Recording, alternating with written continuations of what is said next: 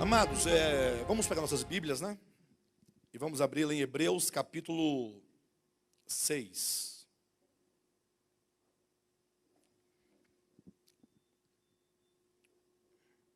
Vamos ler do versículo 9 ao versículo 12.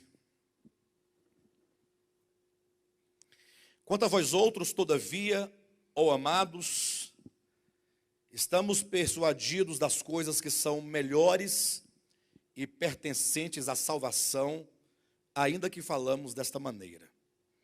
Porque Deus não é injusto para ficar esquecido do vosso trabalho e do amor que evidenciaste para com o seu nome, pois servistes e ainda servis aos santos.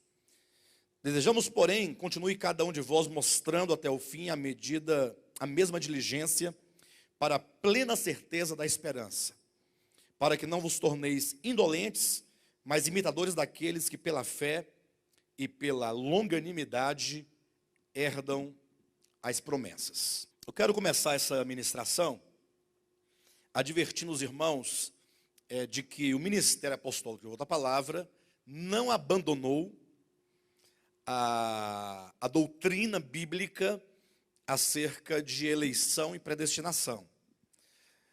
E não somente nós não abandonamos, como também nós não deixamos de crer que há uma verdade bíblica, sobretudo neotestamentária do Novo Testamento, que ensina claramente acerca da soberania de Deus no que tange ao seu amor eletivo, à escolha daqueles a quem ele quis escolher e para que fizessem parte do supremo propósito de Deus.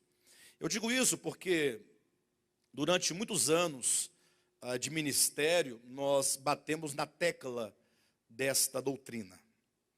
E me parece que nos últimos anos nós temos batido muito na tecla da natureza de Deus, a natureza de amor de Deus, a abrangência da salvação de Deus, o que inclui as nações. E, eventualmente, os irmãos poderão estar pensando assim, ora, será que o ministério agora abandonou o calvinismo e abraçou o arminianismo?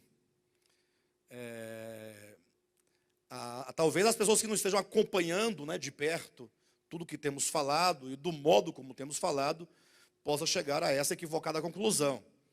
Mas o próprio questionamento já é confuso e já é também contraditório, porque nós nunca fomos calvinistas.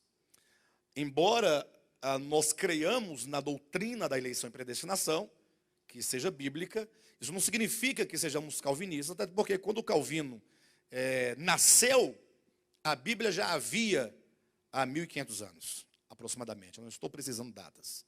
Então a mensagem já está aqui escrita antes de Calvino nascer, pelo menos 1.400 e poucos anos. Então a doutrina da eleição e predestinação não se vincula diretamente a Calvino.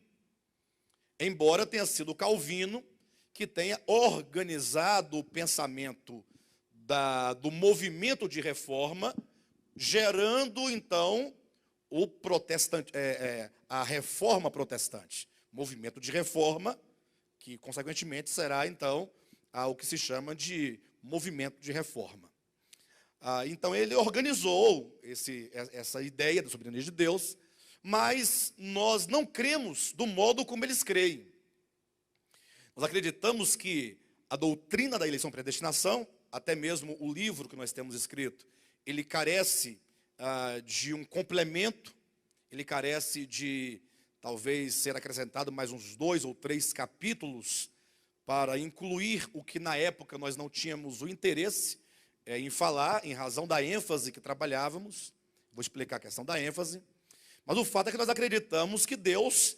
vamos pegar um versículo para os irmãos terem uma ideia, só para os irmãos terem uma noção do que eu quero dizer.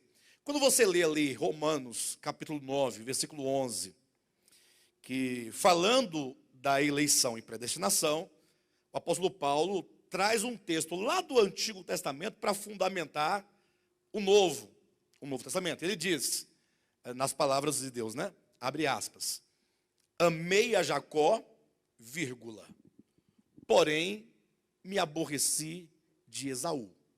Fecha as aspas.